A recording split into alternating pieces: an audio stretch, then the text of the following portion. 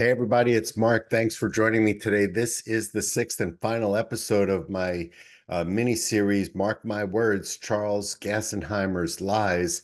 And as of the last episode, we have made it all the way through. I do see that some of you have watched the original episode with Charles Gassenheimer without my comments. That's really cool. I'm glad that you guys are interested in that. I definitely feel a little foggy today. Last night, the Yukon Huskies won the national championship, which was a pretty big experience. I ended up watching the game here alone at home, or just Guy and I here at home. But I'm the chapter advisor at my college fraternities chapter at Yukon up at Stores, and so the energy coming off of this over the last couple of weeks. So I've been wearing this sweatshirt for 2 straight weeks. I put it on at the beginning of the tournament, and I told Guy I wouldn't be taking it off until Yukon either won the Natty or was eliminated. And here we are 2 weeks later. So this will be the last day and then into the wash for this. This will not be a long episode, but I wanted to take a few minutes to summarize this series a little bit and talk a little bit and reflect a little bit about this series that I just put together, Charles Gassenheimer's Lies. And I want to answer a question that I got consistently, at least at the beginning of this process, as people were just meeting Gassenheimer and just learning about what a problem he had with the truth. And so why did I do this?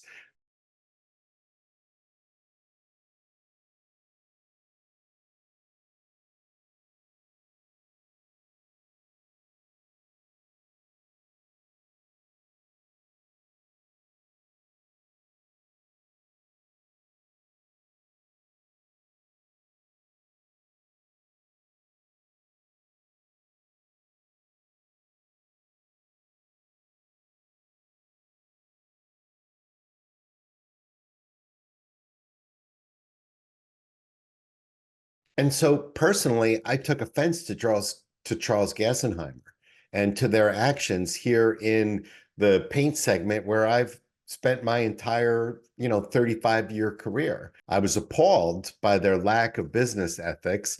And that's ethics are something that I deal with on the regular in my life. I've taught business ethics for businesses, for SCORE, and others along the way. I lead conversations now on ethics as part of leadership training that I provide for my college fraternity. And so I was put off. I was offended by their lack of ethics. And so I wanted to expose what I believe to be deeply unethical behavior on the part of Flacks and Gassenheimer, and possibly even illegal. And so, but really the question was not, why am I covering this, but why so in your face? Why the title? Why nothing that looks like political correctness? Why so bold in my language outside of my norms? Because I've been putting out content for 30 some odd years in the paint industry, and certainly I've never done anything, quite like this. But it only seems that way because I've never had the opportunity to put out anything quite like this. In fact, I've often said this. I joke about it in my blog from time to time. I'm from the Bronx and I am a real straight talker. And so I knew what he was saying was untrue. And I'm aware that the word for people who say untruths are lies. And so I just started using that word, and people got it right away. I could tell by the response that I was getting to people in their text messages and stuff that everybody knew that this guy was a liar. And so, listen, this guy was a liar. Everybody knew he was a liar. My investigation shows that the words that he was speaking were lies. So what else you going to call it? You want to call it untruths? Do you want to say that some of his words didn't bear out? There's all sorts of polite ways to say it. But in the end, it really came down to this, that if you say something that you know to be untrue at the time that you say it, and you say it with intention for the purposes of misleading the people who are listening to whatever words you're saying, then you're fucking lying, right? And so if you're lying and you're lying in front of me and I know it like that, this is what I do actually. And so this is not so far out of the realm. The only reason that it seems so far out of the realm is I don't get an opportunity to deal with a lot of people that I'm so convinced are lying, and lying in such a way to convince me that they're, fraudulent, that they're behaving in such a way that they're by intention trying to use their lies to do financial harm to people. And so I just couldn't think of any other way to say it. This seemed like the simplest. The word exists for it.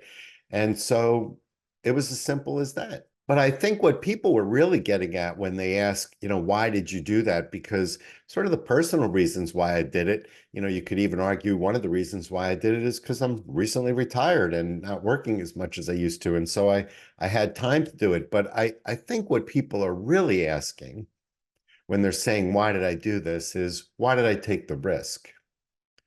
Why did I risk? I guess the implication is, why did I risk cases of libel or slander?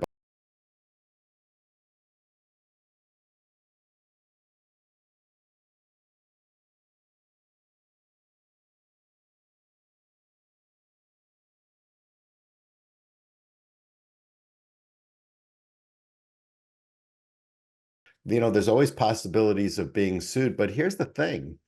To lose a case like that as it relates to libel or slander, the law really requires that I be intentionally lying. And my intention was to tell the truth. Not only was my intention to tell the truth, my intention was to report facts, which were all verified by other people as the truth.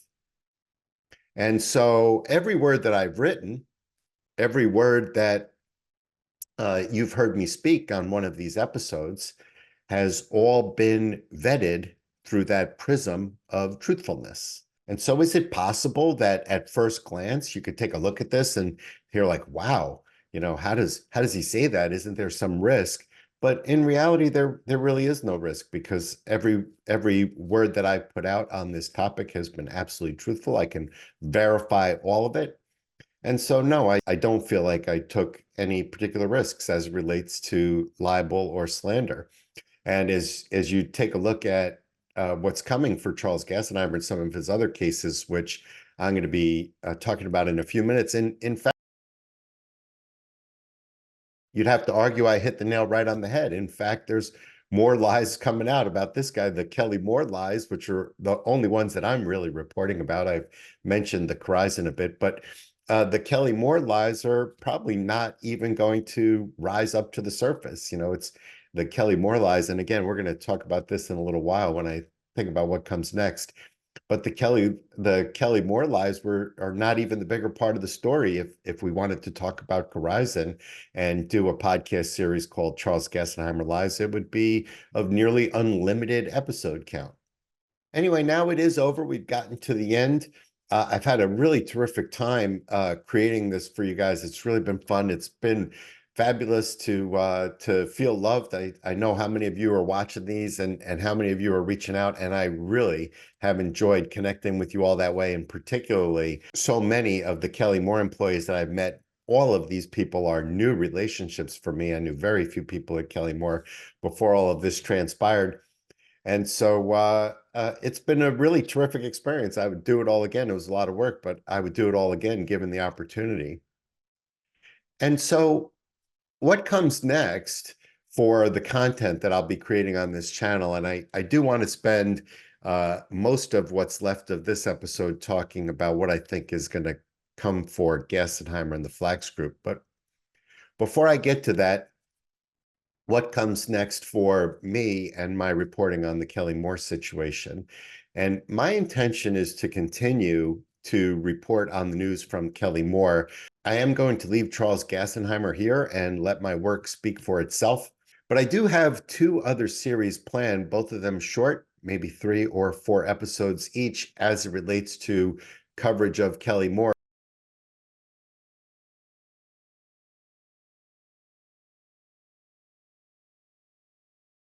I'm in the process of putting together a series of episodes with employees of Kelly Moore, and I want you to hear some of their stories, because it's in their stories combined with the fears and the passions of those first moments where you will also start to get some understanding of why I wanted to do this, because early in this process, I was speaking to so many Kelly Moore people, all of them strangers at that time. It was those stories that they were telling me that, at least in part, inspired me to sort of create that Charles Gassenheimer series, because everyone that I was talking to was sharing stories of pain and hurt and injury.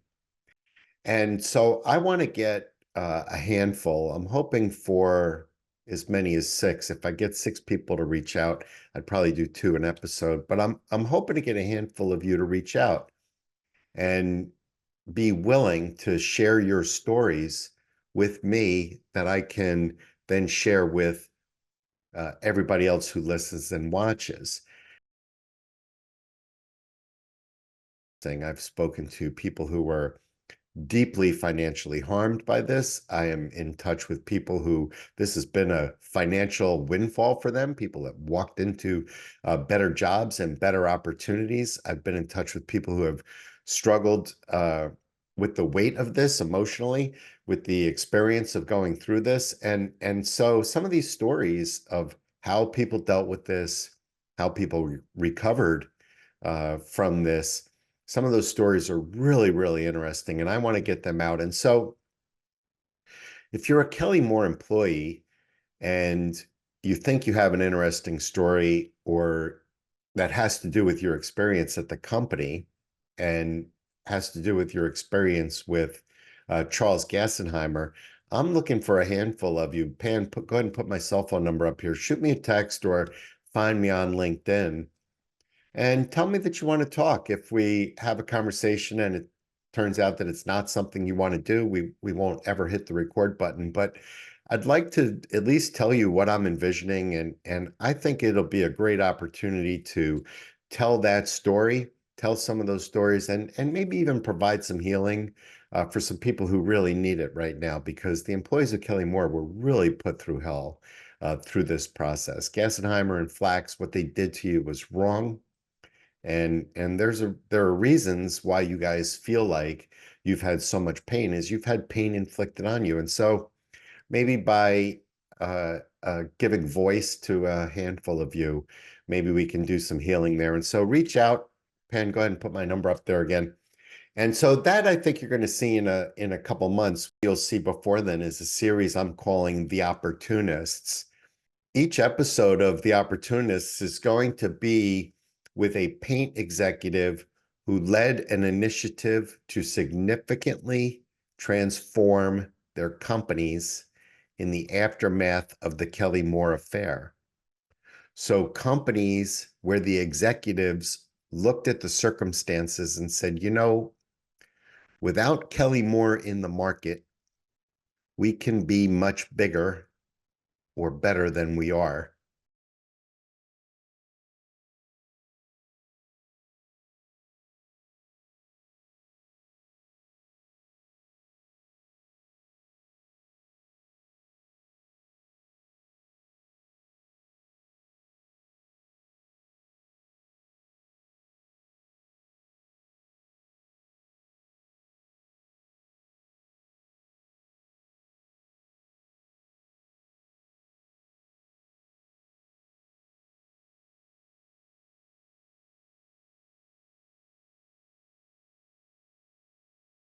These stories, as these executives are telling them, are really compelling. They are case studies of how to grow your business and how to respond to a crisis. And if you're one of the probably a few hundred of you now, I'm happy to say, who's been following me for, from the beginning for 25 or so years, you know that over that time I've written extensively about responding to crises in business and how most crises in business, even other people's crises, most times in business, a crisis means opportunity. And so I've been, talking about that for years. It's sort of foundational in my own business perspectives and practices and how I've functioned myself. And then I came across these four executives. And so in my opinion, That'll be the far more compelling story that comes out of this. The Gassenheimer lies was really fun to make. And for sure, listen, what boy from the Bronx doesn't like to occasionally say, "Yeah, you fucking liar"? And so it's nice to be able to make content like and show you a side of me maybe that you don't get a chance to see very often. And so I enjoyed it, but I actually think that The Opportunist is the far more compelling part of this story. These four executives have made significant investments in the industry and have made it very clear, they're here to be professional in this paint space. And so while I'm telling everybody, basically what an idiot and what a liar Gassenheimer is, I want to also showcase what I've seen in here, which has been some really excellent at times executive actions. And so, with all of that said and done, what comes next for Charles Gassenheimer and the Flacks Group? Well, for starters, lawsuits, lots of them. They are engaged with 700 lawsuits at Corizon that total $1.2 billion. I don't know how much of that, not all of it, uh, was accrued during Flacks's ownership of that company. So I'm not following it that closely, but some segment of that will have Flacks tied up for many years. And of course, the lawsuits as it relates to Kelly Moore. At the beginning of this was one of the first things that I read that he put out that I thought to myself, this fucking guy's insane. That original release that he put out when he said that they were closing the company and that orderly wind down out of court, this guy wasn't even thinking straight. He had a 0% chance of that happening.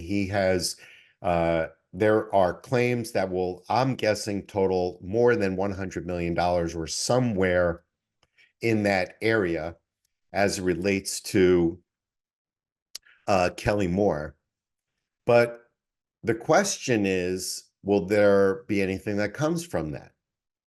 Other than those lawsuits where the companies, some of whom I've named, there's the insurance company for Lancaster and plus some of the other vendors been in my blogs who have already filed suit. Those are going to be ongoing, and those companies are going to try to find through the discovery process they'll start with, they're going to try to find the assets that we all suspect Gassenheimer and Flacks hid somewhere, because as I went through in the last episode, there's somewhere in the neighborhood of $100 million, missing. Is there criminality here, though, that will go beyond just the civil lawsuits that the victims are going to bring? And I'm not sure, but yes, I do think that there is some possibility of criminal behavior here, in addition to the civil frauds that all of these lawsuits are alleging. I have my questions as to actions taken from my investigations. I have some questions as to actions taken relating to the Hearst plant, which my understanding is in the process of being sold. Not something that I'm prepared to report on, because it's not something that I can feel comfortable that I can prove using my regular, sort of practices. But it's sure looking like the Hearst factory has been sold to an outside entity. And I suspect that if they clear those assets without paying the people that they have fair and legitimate claims to, I suspect that there may be some criminality there beyond just sort of your Texas two-step, which is absolutely, it's what 10 senators and the Department of Justice have already alleged, and I'm sure that applies here as well. In addition to that, I think there's another place where there might be some criminality. I did some research and some investigating as it relates to the ESOP program. That's the Employee Stock Ownership Plan. Before Flacks bought and closed them down, the employees that I spoke to that have shared documents with me and shown me other things, there's certainly reason to believe that something was going on in the pricing of that ESOP stock, particularly between 2021 and 2022. That's not really for me to say, except to say that I've noticed those discrepancies. So that is the kind of thing that could possibly bring a criminal charge. And then, of course, there's all the money that's missing, right? And if you watched episode, I think it's 4 or 5, where I broke down a little bit, there's $100 million sort of relatively easily that we can point to and say, yeah, there's $100 million that we should have. And so if you're collecting that money, which as I record this on April 9th, to my knowledge, is still ongoing. If you're collecting that money and you're telling people that you can't pay your bill because you don't have money, and you've collected that money and put it somewhere else where people don't see it, that's a criminal fraud. So I'm not sure whether or not that is the sort of thing that will ultimately bring its own charges. Criminal charges like that are long investigations, expensive investigations, and as I'm sure most people know, a lot of stuff like this, most people unfortunately uh, get away with. So in this case, though, I think there may be, some hope for the people that are hoping that karma comes and pays a visit to Charles Gassenheimer and the Flacks Group. Because one of the biggest problems when you find somebody who's behaved this way, one of the biggest problems in getting them to face the repercussions of their illegal acts is getting attention from the governments, from municipalities, from the people that have the badges that can bring cases. Because unfortunately, there's hundreds, thousands, tens of thousands of stories like this going on in the United States every day. And it's a big country. And, a lot of times these sort of prosecutions don't make it. But this one, I think, has a potential to be different because first off, it's getting a lot of attention. The trustees of the United States Bankruptcy Court, which is the Department of Justice, the trustees of the United States Bankruptcy Court have brought Corizon forward to the judge and said, this is not something that should be happening at bankruptcy court. 10 United States senators agreed, and that is a lot of attention.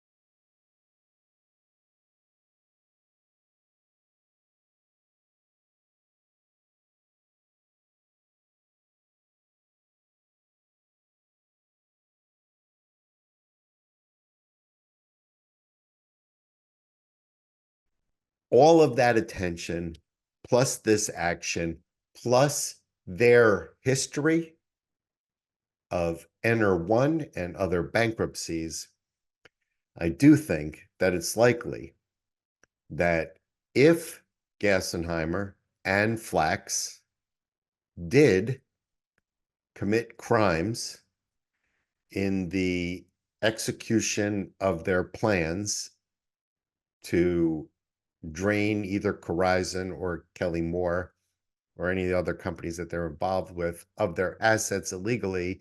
If that happened and they broke laws in doing that, I do think that there's going to be some prosecutions, because I just don't see how they can shake the attention they have, considering what you and I know of how they cook their books, how they do business.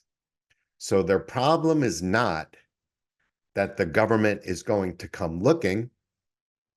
I owned a business for 35 years. I never wanted to be audited, but I was not fearful of the government coming to audit me.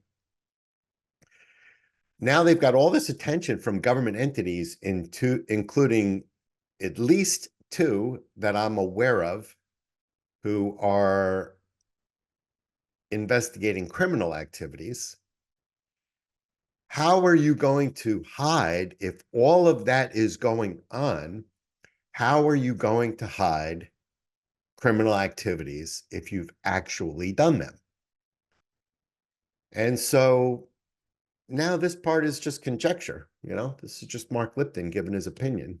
Yeah, I think that given the circumstances and enough time, which I'm estimating to be in the 2-year range, that the confluence of circumstances here has some real probability of leading to arrests for any of the participants that we're talking about here. I don't obviously know about their personal involvement behind the curtain, and so I don't ascribe any one act to any one person, but I do think that Gassenheimer and the Flacks Group have some real exposure, have some real risk. At Corizon, it's interesting. The Corizon situation is complicated. I haven't spent a lot of time on it, but the Corizon is now 700 lawsuits, $1.2 billion, including some wrongful deaths. And it's true that the Gassenheimer Flacks contingent was only in there for a little while, I think about 2 years. And so there's a lot more going on there than just Corizon. When I say, than just Flacks, pardon me. When I say 700 and 1.2 billion, I don't think that all of that is the responsibility of Flacks. And while they owned that company, people died in their care. And people died in their care because of their negligence. And so I just can't see how the government, in all levels, there's multiple states involved here, plus the some municipalities, as well as the United States federal government. I don't see how what I believe is likely a fair amount of illegal behavior on the parts of these guys. I don't see how they'd be able to hide it. And so, since I think it's probably happened based on their history and based on what we've seen, if you read the Enter One, the Kelly Moore, the Corizon, take the paint out, take the healthcare out, take the batteries out. It's the same fucking scam all the time. And so I do think that they have some exposure. And so what would that look like? I think that it's possible that the Corizon situation is so bad that in a couple of years, they can see themselves with some criminal prosecutions. Maybe some of the stuff that we've seen here at Kelly Moore can get added to that as sort of like the gun charge on murder. How long will that take? Certainly not less than 18 months, probably closer to 2 years, maybe a little bit more. And even though I'm done with Charles Gassenheimer and his lying for now, if that story changes, I do plan to update it. And so that's it. We're done with Charles Gassenheimer's lies. I'm going to leave Charles here, and I'm going to let this work speak for itself. I think that I've been clear Charles, I think I've been clear on what I think about you and the quality of your person and of your ethical barometer. And that applies to the people at the Flacks Group as well, because those guys are liars. Mark my words.